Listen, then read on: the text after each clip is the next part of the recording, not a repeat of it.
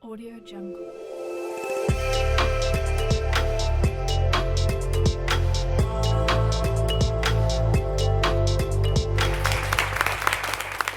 Well, I am known as a Gogo. Gogo is a term used to describe an elder and the wise one in my culture. I'm no way of an age of an elder. Despite the strands of gray hair, which I've had since the age of 7, they're well covered in blonde right now. I'm known as Gogo because that is one of the titles South Africans use to refer to a Sangoma. A Sangoma is an intermediary between the living and their ancestors. It is one who has been called by them to facilitate spiritual healing for wellness and health. I guess being entrusted with such a task carries a level of eldership and wisdom, hence the name Gogo.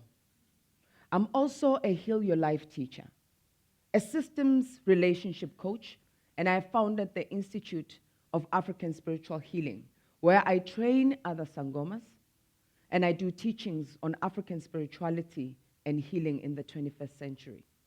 I was born and bred in the dusty roads of Alexandra Township, a stone throw away from one of the richest South African suburbs, Sandton. I grew up towards the end of apartheid. I lived through some of the most volatile times in our country. And yet, somewhat I survived because books were my refuge.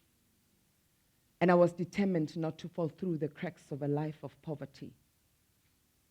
With all that was surrounding me, I knew that I was meant for something better. You see, as a young black woman in those times, I was taught to get a good education, to be well-mannered, and to work hard. Well, that had its own complexities.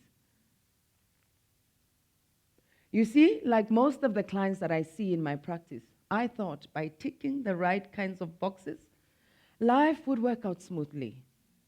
Majority of them are middle-class professionals who seem to have it all well put together on the outside. They appear to be stable, but they experience what I call dis-ease, something that is not at ease within self. They're struggling to find inner contentment and peace. They're struggling to maintain healthy relationships. They have unexplainable medical conditions and struggling to find financial stability. They know that they are stuck, but they can't put their finger on it. They've tried every possible way to resolve their problems.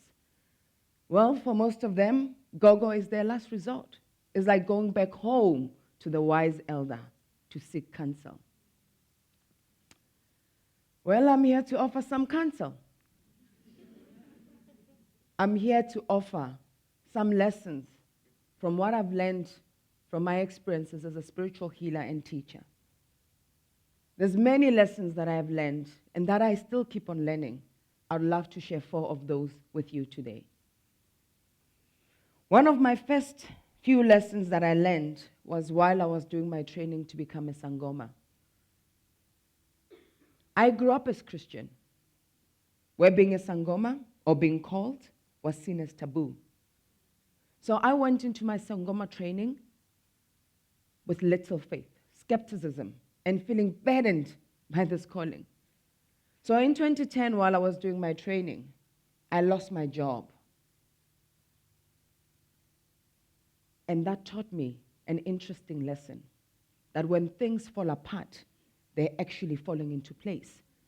My job was my only source of income and my sense of pride. You see, I grew up as a hustler, well, somewhat a township entrepreneur. I was a young, independent woman. I didn't know how to ask for help. I didn't know how to be dependent on other people. So when I lost my job, I felt paralyzed because there I was doing this training that was very expensive. Without money, how was I going to complete my process? I said yes to the calling, so why are things falling apart? But the gift that it gave me was that it gave me time to immerse myself in my training and appreciate my gift. It helped me build my competencies and skills as a practitioner. It also taught me to be appreciated, live within my means, and be okay with what I had and stop chasing the next achievement. It also taught me to be present to the moment, to surrender and trust the process, that things will be taken care of. Trusting the process for me gave me a faith in a practice that I never believed in. I never believed in the work that Sangomas did, not that it did exist. But that led me to the awareness that just because you don't believe in it, it doesn't mean it doesn't exist. So maybe when things are falling apart, actually something new might be about to emerge. My second lesson, the power of non-judgment. There's a beautiful African proverb that says, when you judge others, you are defining yourself. We tend to easily point at those who are doing wrong, those who are choosing a different path to ours. And yes, sometimes that is justified. Yet, our judgments could be revealing aspects of ourselves that we are failing to own. They can be reflecting a wound that you don't know how to own for yourself, or an aspiration that you are failing to honor. See, life is a way of humbling you and reminding you that you're not immune to its challenges. That very same thing that you are judging in another could be the very same thing you need as an aid in your life or in your work. For me to be non-judgmental, it has taught me to appreciate tension. It has taught me to appreciate the potential in tension.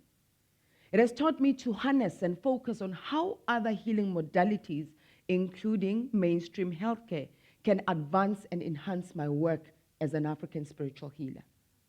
We all have judged some point in our lives to make ourselves feel better, to think that we are better people and we stand on a higher moral ground. Yet, judging can actually be a mirror of what your spirit is yearning for, and you are afraid to boldly own it for yourself. So when somebody is saying something that's creating an agitation within you, that could be an invitation to look deeply within and ask, what is it being reflected back at me by those actions that are creating discomfort? My third lesson, honoring yourself by saying no to things that no longer serve you. We tend to make it about popularity rather than being purposeful. We're busy copying the perfect picture for public consumption and a number of likes. So we miss the mark. We miss the mark of why are we here? Why are you doing the work that you're doing? Why are you in relationship that you're in? Because we've made it about goals now, fitness goals, couple goals, relationship goals, career goals, endless goals. Rather than being purposeful in our own axis, we have lost the essence of who we are. We are unable to listen to our higher self, our God self. We've lost our path because we are trying to be liked by everybody else, but not ourselves. You see, in my work, I come across women, a lot of women who are struggling in their marriages, and they're trying desperately to fix that which is broken.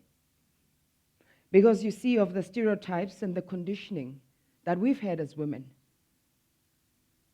that our worth revolves around keeping it together.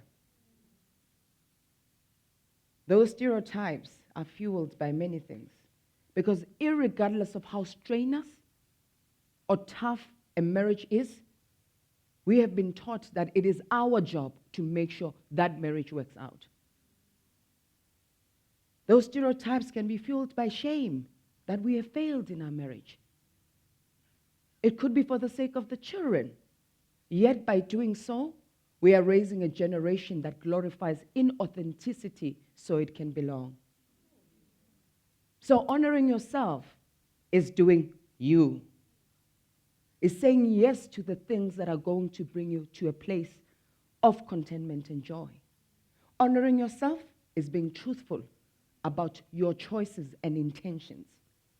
Honoring yourself is about taking responsibility for your part in it, that which has failed. One way one can honor themselves is to find a weekly or a daily ritual. You see, ritual can replenish and empower you towards your path of life. It can offer you strength to support your emotional and spiritual needs.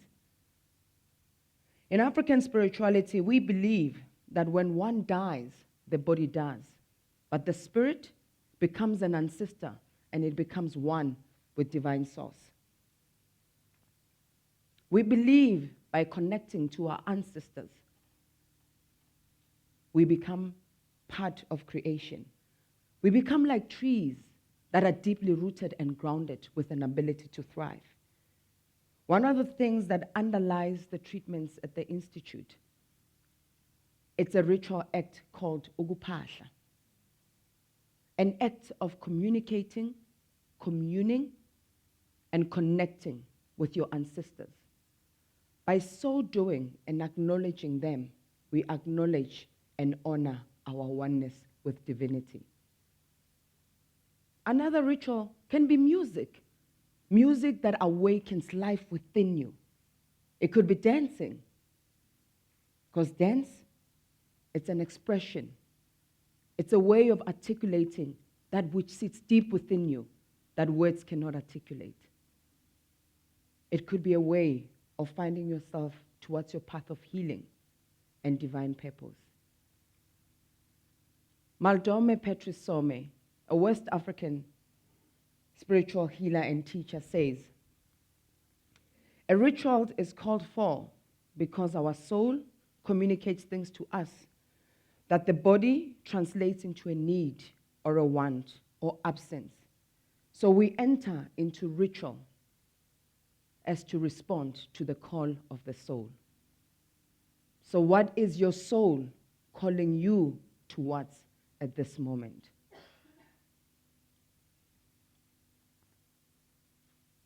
Which brings me to my fourth lesson. We are all wounded. And healing is a journey, but it is also hard work. So sometimes we fail to listen to the call of our soul because we are so deeply wounded. And yet some of the wounds that we carry, they're not only our own. They are family and ancestral pathologies that the minute you unpeel a layer of a wound, another one gets revealed. And so it goes on and it goes on. You see, when people come to you as their last resort, when people see you as the powerful one, it's a huge responsibility. Because when they think you can just take out your magic wand and wave miracles and take a lifetime of problems away, that can be overwhelming. I'm learning that as healers, as activists, as change agents, as leaders, we are just facilitators. We are just enablers, channels, and catalysts. We're not entirely responsible to change and fix those who are seeking help from us. No matter how bold and innovative and courageous we can be in our work, no matter how much of ourselves we can invest in fixing them, if people's level of willingness and readiness doesn't match their level of aspirations, healing or change, it is not going to happen. Because things don't happen to us. We are co-creators of our own experiences. If we take responsibility, our ability to respond becomes more effective and much stronger than when we're just waiting for things to happen. We are not held at hostage by our past mistakes, our past circumstances, our current situations. Life doesn't happen to us, it happens with us. I know that sometimes when you experience unexplainable challenges and difficulties, it can get overwhelming. Like with me, when I found out I had the calling. You see, I've come to understand that I am not held at hostage, and I was not even held at hostage by my ancestors to hit the call. That I chose to be a healer before I was even born in this body. When I awakened to that realization and that understanding, I understood that me and my ancestors needed each other to co-create a life and a path that led me towards my life purpose. I shifted my perception. I realized that whatever that it was happening to me was because I needed to show up in the world as a whole me. I boldly and courageously owned being a Gogo. I stopped apologizing for my involuntary babs. Hey, I saw those as my spirit guide saying, hi, over there. I see you and your people.